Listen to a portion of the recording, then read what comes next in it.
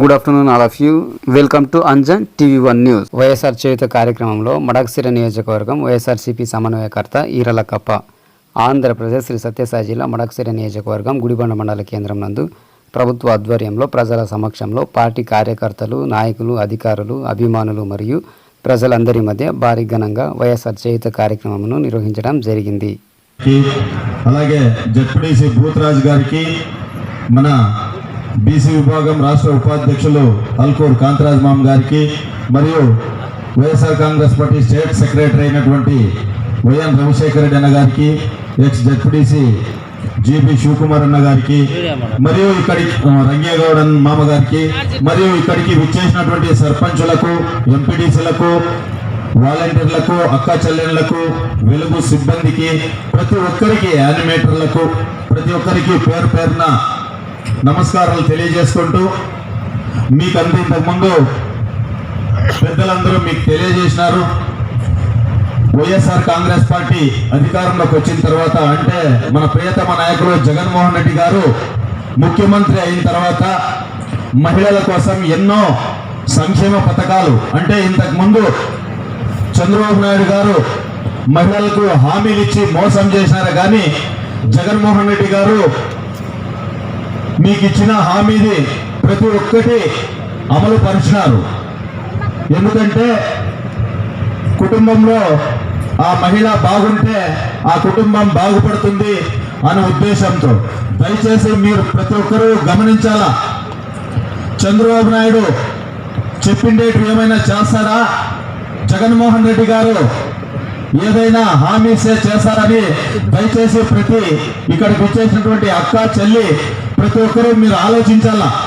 ఎందుకంటే ఇప్పుడు ఇది ఎలక్షన్ సీజన్, ప్రతి ఒక్కరూ వస్తారు మీ ఇంటి దగ్గరికి, మేము అది చేస్తాం ఇది చేస్తామని, కానీ ఓట్లు వేయించుకునేంత వరకు మీ అవసరాన్ని వాడుకొని వదిలేస్తారు తప్ప ప్రజలకు ఇచ్చిన హామీలో, మీకు ఇచ్చిన హామీలో ఎవరో చేయరు, ఒక్క జగన్మోహన్ రెడ్డి, వైఎస్ఆర్ కాంగ్రెస్ పార్టీ తప్ప. దయచేసి, ఎందుకంటే మహిళల కోసం దిశ పోలీస్ స్టేషన్ కానీ, అమ్మఒడి కానీ, వైఎస్ఆర్ చేయూత కానీ, ఆసరా కానీ, సున్నా వడ్డీలు కానీ, జగన్మోహన్ రెడ్డిని ఏదైతే చేయాలనుకున్నారో అలా ప్రతి హామీని అమలు చేసినారు. దయచేసి మీరు ప్రతి ఒక్కరూ బాగా ఆలోచించి, ఇంకొక నెల, 1.5 నెలలో ఎలక్షన్లు రాబోతున్నాయి. దయచేసి ప్రతి అక్క, మీ ఇంటి చుట్టుపక్కల మీరే జగనన్న సైన్యం, ప్రతి అక్క చెల్లె.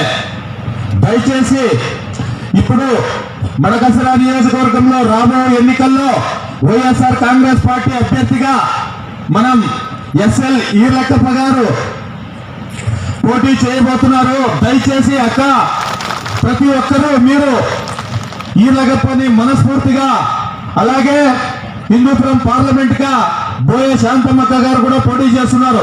దయచేసి మీకోసము ఎన్నో సార్లు బటన్ నొక్కినారు జగన్మోహన్ రెడ్డి గారు. మీరు ఎలక్షన్ లో 2 సార్లు నొక్కండి, ఒకటి ఎంపీకి, ఒకటి ఎమ్మెల్యేకి. నాకు ఈ అవకాశం ఇచ్చిన ప్రతి ఒక్కరికి కృతజ్ఞతలు తెలియజేసుకుంటూ జై జగన్. Thank you sir. ఇప్పుడు మన రవిశేఖర్ అన్నగారు ಒಡಿನೆಲ್ಲ ಅಂತಂದೇಳಿ ಎಲ್ಲ ಒಂದ್ ಕಡೆ ಅವಮಾನ, ಅಪಮಾನ, ಅಪಕೀರ್ತಿ ಅಂತ ಹೇಳಿ ನಾವು ಆ ಪ್ರೋಗ್ರಾಮ್ ಹೋಗಲೇ ಬೇಡ ಅಂತ ಅಂದ್ಕೊಂಡ ದಿನಗಳಲ್ಲಿ ಇವತ್ತು ನಿರ್ಭಯವಾಗಿ ಎಲ್ಲದಕ್ಕಿಂತಲೂ ಮಾನ, ಮರ್ಯಾದೆ, ಘನತೆ, ಗೌರವ ಅನ್ನೋದು ಬಹಳ ಮುಖ್ಯವಾದ್ದು. ಆ ಮಾನ, ಮರ್ಯಾದೆ, ಘನತೆ, ಗೌರವ ಏನಾದ್ರು ಉಳಿಸಿದಾರಂದ್ರೆ ಅದು ಕೇವಲ ಜಗನ್ಮೋಹನ್ ರೆಡ್ಡಿ ಅವರ ಸರ್ಕಾರದಿಂದ ಸಾಧ್ಯ ಆಗಿದೆ ಅಂತ ನಾನು ಹೇಳೋದಕ್ಕೆ ಇಷ್ಟಪಡ್ತೀನಿ. ನಿಮ್ಮ ಮನಸ್ಸಾಕ್ಷಿವಾಗಿ ಕೂಡ ಇವತ್ತು ಎಲ್ಲ ಪಾರ್ಟಿಯಲ್ಲಿರ್ಬೋದು, ಟಿಡಿಪಿ, ವೈಎಸ್ಆರ್, ಜನಸೇನ, ಬಿಜೆಪಿ, ಜನಸೇನ, ಯಾವುದೇ ಪಾರ್ಟಿಯವರಾಗಿರ್ಬೋದು, ಇಲ್ಲಿರ್ಬೇಕು. ಒಂದನ್ನು ಮಾತ್ರ ನಾನು ಹೇಳೋದನ್ನು ಸ್ಪಷ್ಟವಾಗಿ ನಿಮ್ಮ ಆತ್ಮಸಾಕ್ಷಿಯಾಗಿ ನಿಮ್ಮ ಎದೆ ಮೇಲೆ ಕೈ ಇಟ್ಕೊಂಡು ಆಲೋಚನೆ ಮಾಡಬೇಕಾಗುತ್ತೆ. ನೀವು ಇವತ್ತು ಯಾರೇ ಆಗಿರಲಿ, ನಮ್ಮ ಮನೆಗೆ ನಿಮ್ಮ ಯಜಮಾನರಾಗಿರ್ಬೋದು, ನಮ್ಗ ಮಾಮ ಹೇಳ್ತಾ ಇದ್ರು ನೀವು ದಿವಸ, ಇವತ್ತು ಅವರು ಎಲ್ಲ ಗಂಡು ಮಕ್ಕಳಿಗೆಲ್ಲ ಬುದ್ಧಿ ಕೆಲಸ ಅಂತ ವ್ಯವಸ್ಥೆ ಬಂದ್ಬಿಟ್ಟಿದೆ. ಇವತ್ತೆಲ್ಲ ನಮ್ಮೆಲ್ಲ ಅಕ್ಕ ತಂಗಿಯರು, ಅಣ್ಣ ತಮ್ಮರು ಎಲ್ಲ ಕಂಪ್ಯೂಟರ್ ಎಲ್ಲ ಗಂಡಸಿಗೆ ಅವ್ರ ಯಜಮಾನರಿಗೆ ಬಡ್ಡಿ ಕೊಟ್ಟವ್ರು ದುಡ್ಡು ಅಂತ ಹೇಳಿ ಇವತ್ತು ಯಾರಾದ್ರೂ ಹೋಗಿ, ನಾನು ಮೊನ್ನೆ ಒಂದು ಮನೆ ಹತ್ರ ಹೋಗಿ ಏನಣ್ಣ ಚೆನ್ನಾಗಿದ್ಯಾ, ಏನ್ ಸಮಾಚಾರ ಅಂದ್ರೆ ನಮ್ದು ಯಾತಿಲ್ಲಪ್ಪ, ನಿಮ್ಮ ಅಕ್ಕನ ಕೇಳಕ್ಕೆ ಅಂತಾರೆ. ಯಾರ ಹಿಂಗಂತೀಯ? ಇವಾಗ ನಮ್ದು ಯಾತ್ರ ನಡೆಯಲ್ಲಪ್ಪ, ಜಗನ್ಮೋಹನ್ ರೆಡ್ಡಿ ಅವರೆಲ್ಲ ನಿಮ್ಮ ಅಕ್ಕನ ಅಕೌಂಟ್ಗೆ ಆಗ್ತಾ ಇದಾರೆ. ಈಗ ಅವಳ ಯಜಮಾನಿ ಅವ್ರನ್ನ ನೀನ್ ಯಾವ ತರ ಮಾತಾಡ್ಕ ಅಂತ ಅಂದ್ರೆ ಇವತ್ತು ನಿಜವಾಗ ಕೂಡ ಹೆಣ್ಣು ಮಕ್ಕಳು ನಿಜವಾಗ ಇವತ್ತು ಸ್ವಾಭಿಮಾನದ ಬದುಕುವಂತದ್ದಾಗಿರ್ಲಿ, ಒಬ್ಬರಿಗೆ ಅಂಡದಂಡವ ನಿಂತ್ಕೊಳ್ಳುವಂತದ್ದಾಗಿರ್ಲಿ, ಮನೆಗೆ ನೀವು ಯಜಮಾನರಾಗಿದ್ದೀರಾ.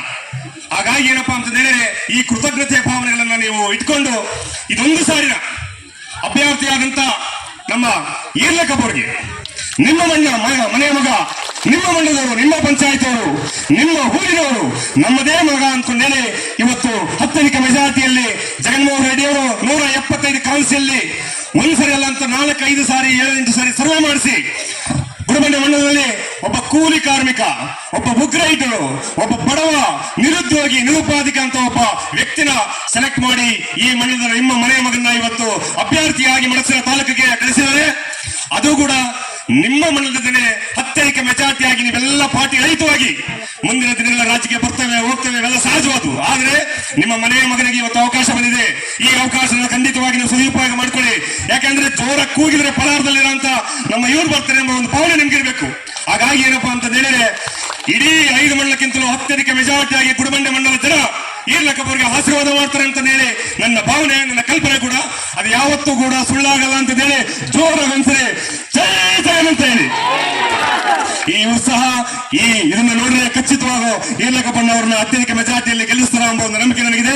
ಹಾಗೆಯೇ ಕೂಡ MP ಅಭ್ಯರ್ಥಿಯಾಗಿಂತ ಶಾಂತಕ್ಕನವ್ರು ಕೂಡ ನೀವು ಕೂಡ ಅವ್ರು ಕೂಡ ಈರ್ಲಕಬ್ಬವ್ರಿಗೆ ಹೆಂಗೆ ಓಟ್ ಹಾಕಿ ಕಳಿಸ್ತಾರೋ ಈ ಮಂಡಲದಲ್ಲಿ ಅತ್ಯಧಿಕ ಮೆಜಾರಿಟಿಯಾಗಿ ಅವರು ಕೂಡ ಒಂದು ಓಟ್ ಹಾಕಿ ಕಳಿಸಿದ್ರ ಅಂತ ಹೇಳಿದ್ರೆ ನಿಮ್ಗೆಲ್ಲ ಮುಂದಿನ ದಿನಗಳಲ್ಲಿ ಸುಸೂತ್ರವಾದಂತಹ ಸಮೃದ್ಧಿಯಾದಂತಹ ವಾತಾವರಣ ಮತ್ತೆ ಎಲ್ಲಾ ರೀತಿಯಾದ ಅನುಕೂಲವಾದಂತಹ ಇನ್ನು 100 ಕಾರ್ಯಕ್ರಮಗಳು ನೀವು ನೋಡ್ತಾ ಇದ್ದೀರಾ. ನಿಮ್ಮ ಮಕ್ಕಳನ್ನ ಓದಿಸ್ಬೇಕಂತ ಹೇಳಿದ್ರೆ ಎಷ್ಟು ಕಷ್ಟಪಡ್ತಾ ಇದ್ದೀರಿ. ಈ ಮಾರು ಪ್ರಾಂತದಲ್ಲಿ ವಿದ್ಯಾ ಎಂಬುದು ಅಷ್ಟು ಸುಲಭವಾದ ವಿಚಾರಗಳಲ್ಲ. ಹಾಗಾಗಿ ಏನಪ್ಪಾ ಅಂದ್ರೆ ನಿಮ್ಮ ಪ್ರತಿಯೊಬ್ಬರು ಕೂಡ ನಾವೆಲ್ಲ ರೈತ ಕುಟುಂಬದಿಂದ ಬಂದಂತವ್ರು. ನಮಗೆಲ್ಲರೂ ಏನ್ ಆಸೆ ಇರ್ತಪ್ಪ ಅಂದ್ರೆ ನಾವು ಕಷ್ಟಪಟ್ಟು ತಿಂತಿಲ್ಲ, ಒಂದು ಊಟ ಮಾಡಲಿಲ್ಲ ಅಂದ್ರೆ ಪರವಾಗಿಲ್ಲ, ನಮಗೆ ವಿದ್ಯಾವಂತ ಆಗಬೇಕು, ಬುದ್ಧಿವಂತ ಆಗಬೇಕು, ಮೇಧಾವಿ ಆಗಬೇಕು, ನಾನಂತೆ ಈ ದೇಶದ ಪ್ರಜೆಯಾಗಿ ನಿಂತ್ಕೋಬೇಕು ಅನ್ನೋ ಪ್ರತಿಯೊಬ್ಬರ ಭಾವನೆ ಆಗಿರುತ್ತೆ. ಆ ಭಾವನೆಗೆ ತಕ್ಕಟ್ಟಾಗಿ ಇವತ್ತೇನಾದ್ರೂ ನಿಮ್ಮ ಮಕ್ಕಳ ವಿದ್ಯಾಭ್ಯಾಸ ಅಂತ ಮಾಡ್ತಾ ಇದ್ದಾರೆ ಅಂತ ಹೇಳಿ book, pen, pencil, bag, shoe, chart, ಇನ್ನೊಂದು ಮತ್ತೊಂದು ಪ್ರತಿಯೊಂದು ವಿಚಾರವಾಗಿ ಕೂಡ ಮಾನ್ಯ ಜಗನ್ಮೋಹನ್ ರೆಡ್ಡಿ ಅವರು ನಿಮಗೆ ಕೊಡೋದಿರ್ತಾರೆ. ನಿಮ್ಮ ಮಕ್ಕಳನ್ನ ಇವತ್ತು ವಿದ್ಯಾವಂತರಾಗಿ ಮಾಡೋದಕ್ಕೆ ಅವಕಾಶ ಆಗ್ತಾ ಇದೆ. ಇಂತಹ ಅವಕಾಶ ಕಲ್ಪಿಸಿದಂತಹ ಜಗನ್ಮೋಹನ್ ರೆಡ್ಡಿ ಅವ್ರನ್ನ ಏನ್ ಮಾಡ್ಬೇಕು, ನೀವು ಈ ಸರಿನ ಗೆಲ್ಲಿಸ್ಬೇಕು. ಫ್ಯಾನ್ ಗುರ್ತಿಗೆ ಅತ್ಯಮೂಲ್ಯವಾದ ಒಂದು ಓಟು ಕೂಡ ಮಿಸ್ ಆಗದಂಗೆ ಜೋರಾಗಿ ಕೈ ಎತ್ತಿ ಎಲ್ಲರೂ ಒಂದು ಸಾರಿ ನಾವು ಜಗನ್ಮೋಹನ್ ರೆಡ್ಡಿ ಅವರಿಗೆ ಗೆಲ್ಲಿಸ್ತೀವಿ, ರಾಷ್ಟ್ರ ಮುಖ್ಯಮಂತ್ರಿಯಾಗಿ ಮಾಡ್ತೀವಿ, ಫ್ಯಾನಿನ ಬಿಸಿಲು ಕಾಲದಲ್ಲಿ ಕರ್ರ ಕರ್ರ ಕರ್ರ ಕರ್ರ ಕರ್ರ ತಿರುಗಿಸ್ತೀವಿ ಅಂತ ಹೇಳಿ ಜೋರಾಗೆಲ್ಲ ಹೇಳ್ಬೇಕಾಗ್ತೇವೆ ನೀವೆಲ್ಲರ. ಹಾಗಾಗಿ ದಯವಿಟ್ಟು ಇನ್ನು ಮಾತಾಡೋರು ಬಹಳ ಜನ ಇದ್ದಾರೆ, ಸಮಯ ಅಭಾವ ಕಮ್ಮಿ ಇದೆ. ನಾನು ಹೇಳೋದಿಷ್ಟೇ, ನಿಮ್ಮ ಮನಸ್ಸಾಕ್ಷಿಯಾಗಿ ಅನುಗುಣವಾಗಿ ನೀವು ಆಲೋಚನೆ ಮಾಡಿ ನಿಮ್ಮ ಯಜಮಾನರ ಮಾತು ಕೇಳಕ್ ಹೋಗ್ಬೇಡ್ರಿ. ಯಾಕಪ್ಪ ಅಂದ್ರೆ ಯಜಮಾನ್ರು ಏನ್ ಮಾಡ್ತಾರಪ್ಪ ಅಂದ್ರೆ ಅಲ್ಲಿ ಹೋದ್ರು ಬೆಳ್ಳಾಗತ್ತಂತ ಇಲ್ಲಿ ಬರ್ತಾರೆ, ಬಿಸಿಲಾಗತ್ತಂತ ಇಲ್ಲಿಗೆ ಹೋಗ್ತಾರೆ. ದುಡ್ಡು ತಗೊಂಡ್ರ ನೀವು, ಸಂಸಾರ ತುಗಿಸ್ತಾರ ನೀವು, ಮನೆಯ ಜವಾಬ್ದಾರಿ ಉತ್ತರ ನೀವು, ಎಲ್ಲ ಹಬ್ಬ ಹುಣ್ಣಿಮೆ ಮದುವೆ ಮುಂಜಿ ಶೋಭನ ಪ್ರಸ್ತಾಪದ ಎಲ್ಲಾ ವಿಚಾರ ಕೂಡ ಬೆಳೆ ಸಣ್ಣ ಸೀರೆ ಉಟ್ಕೊಂಡು ಒಡವೆ ಹಾಕೊಂಡು ಜುಮ್ ಅಂತ ಹೋಗ್ತಾ ಇದ್ರಂದ್ರೆ ಅದಕ್ಕೆ ಜಗನ್ಮೋಹನ್ ರೆಡ್ಡಿ ಅವರ ಕಾರಣ. ಇಷ್ಟು ವರ್ಷದ ಇತಿಹಾಸದಲ್ಲಿ ಯಾವತ್ತಾದ್ರೂ ಕೂಡ ಇಂತಹ ಒಂದು ಸುವರ್ಣ ಅವಕಾಶ ಬಂದಿತ್ತ ನೀವು ನೋಡಿದ್ರ? ಮುಂದೆ ಕೂಡ ಈ ಜಗನ್ಮೋಹನ್ ರೆಡ್ಡಿ ಅವರು ಬಿಟ್ಟರೆ ಯಾವ ಸರ್ಕಾರದಲ್ಲಿ ಕೂಡ ನೋಡೋದಕ್ಕೆ ಸಾಧ್ಯ ಇಲ್ಲ. ಹಾಗಾಗಿ ದಯವಿಟ್ಟು ನಿಮ್ಮ ಮನೆಯಲ್ಲಿ ಒಳ್ಳೆ ಪಾಯಸ ಆಗಬೇಕು, ಹಬ್ಬ ಆಗಬೇಕು, ಹುಣ್ಣಿಮೆ ಆಗಬೇಕು, ನಿಮ್ಮ ಮಕ್ಕಳು ವಿದ್ಯಾವಂತರಾಗಬೇಕು, ಬುದ್ಧಿವಂತರಾಗಬೇಕು. ಈ ಸಮಾಜ ದೃಷ್ಟಿಯಲ್ಲಿ ನೀವು ಕೂಡ ಎಲ್ಲಾ ರೀತಿಯಲ್ಲಿ ನಿಂಕಬೇಕು ಅಂತ ಹೇಳಿದ್ರೆ ನಿಮ್ಮ ಮನೆಯ ಮಗ ಇನ್ನೊಂದು ಸಾರಿ ಹೇಳ್ತಾ ಇದ್ದೀನಿ, ಬಹಳ ಮೃದು ಸ್ವಭಾವದರು. ಯಾಕಂದ್ರೆ ಬಡತನ ಏನು ಅಂತ ಹೇಳಿ ಅವ್ರಿಗೆ ಗೊತ್ತಿರುತ್ತೆ. ಸಾಹುಕಾರಿಗೆ ದುಡ್ಡು ಗೊತ್ತಾಗಲ್ಲ ಬಡತನ ಏನು ಅಂತ ಹೇಳಿ. ಬರ್ತಾರೆ ಕಾರಲ್ಲಿ ಹೋಗ್ತಾ ಇರ್ತಾರೆ, ಎಸಿ ರೂಮ್ ಅಲ್ಲಿ ಯಾವ್ದು ಎಲೆಕ್ಷನ್ ಅಲ್ಲಿ ಬರ್ತಾರೆ ಹೋಗ್ತಾರೆ. ಆದ್ರೆ ನಿಜವಾದ ಬಡತನ ಯಾರಿಗಿರುತ್ತಪ್ಪ ಅಂದ್ರೆ ಹೊಟ್ಟೆ ಹಸ್ತು ಕೂಲಿ ಮಾಡಿ ಮಕ್ಕಳನ್ನು ಅಣ್ಣ ತಮ್ಮ ತಂದೆ ತಾಯಿ ಚಿಕ್ಕಪ್ಪ ದೊಡ್ಡಪ್ಪ ಬಾವ ಬಾಮೈದರ ಜೊತೆಗೆ ಬೆಳೆದು ಅಂತ ನಿಂತಿರೋ ಒಬ್ಬ ಏಕೈಕ ವ್ಯಕ್ತಿಗೆ ಮಾತ್ರ ಗೊತ್ತಾಗುತ್ತೆ. ಆ ಸಾಲಿನಲ್ಲಿ ಇರ್ಲಕಬಹುದು ಇವತ್ತು. ಯಾಕಂದ್ರೆ ಬಡತನದ ರುಚಿ ಗೊತ್ತವ್ರಿಗೆ. ಮುಖ್ಯರಾಗಿ ಒಂದ್ಸರಿ ಸರ್ಪಂಚ್ ಆಗಿ ಸೇವೆ ಮಾಡಿದ್ದಾರೆ. 1000 ಜನಕ್ಕೆ ಇವತ್ತು ಅರ್ಜಿಗಳನ್ನು ಬರೆದು ನಿಮ್ಮ ಸಮಸ್ಯೆಗಳನ್ನ ತೀರೋದಕ್ಕೆ ಕಲೆಕ್ಟರ್ ಆಫೀಸ್ ಹೋಗಿ 10 ರೂಪಾಯಿ ಆಶಿಸಿದೆ. ಯಾಕಂದ್ರೆ ನನಗೆ ಬಂದಿರುವಂತಹ ಕಷ್ಟನೇ ನನ್ನ ಹೆಣ್ಮಕ್ಳಿಗಾಗ್ಲಿ ನನ್ನ ಜನಕ್ಕಾಗ್ಲಿ ಬರಬಾರದು ಅನ್ನೋ ಉದ್ದೇಶಕ್ಕೋಸ್ಕರ ಸ್ವತಃ ಅವರೇ ನಿಂತ್ಕೊಂಡು ಬೆಳಗ್ಗೆದ್ದ ಸಾಯಂಕಾಲದಲ್ಲಿ ಹೋಗಿ ಸಾಕಷ್ಟು ಕೆಲಸಗಳನ್ನ ಮಾಡ್ಕೊಟ್ರ ಉದಾಹರಣೆ ಈ ಗುಡಬಂಡೆ ಮಂಡಲದಲ್ಲಿ ಕೂಡ ನೀವು ನೋಡಿದ್ರ. ಹಾಗಾಗಿ ಏನಪ್ಪ ಅಂದ್ರೆ ಮುಂದಿನ ದಿನಗಳಲ್ಲಿ ಕೂಡ ಗುಡಬಂಡೆ ಮಂಡಲ ನಾನು ನಂಬ್ತಾ ಇದ್ದೀನಿ ಇವತ್ತು. ಯಾಕೆಂದ್ರೆ ನಿಮ್ಮಲ್ಲಿ ಕಾಣ್ತಿರೋಂಥ ಉತ್ಸಾಹ, ಪ್ರೀತಿ, ಮಮತೆ ಇರ್ಲಕಬ್ಬರ ಮೇಲೆ ಇದೆ ಅನ್ನೋದು ಇವತ್ತು ಸಂಪೂರ್ಣ ಗೊತ್ತಾಗ್ತಾ ಇದೆ. ಹಾಗಾಗಿ ನೀವೆಲ್ಲ ಅತ್ಯಧಿಕ ಮೆಜಾರಿಟಿಯಲ್ಲಿ ಗೆಲ್ಲಿಸಬೇಕಂತ ತಮ್ಮಲ್ಲೆಲ್ಲ ಇನ್ನೊಂದ್ಸರಿ ಕೊಡ್ತಾ ಇದ್ವಿ.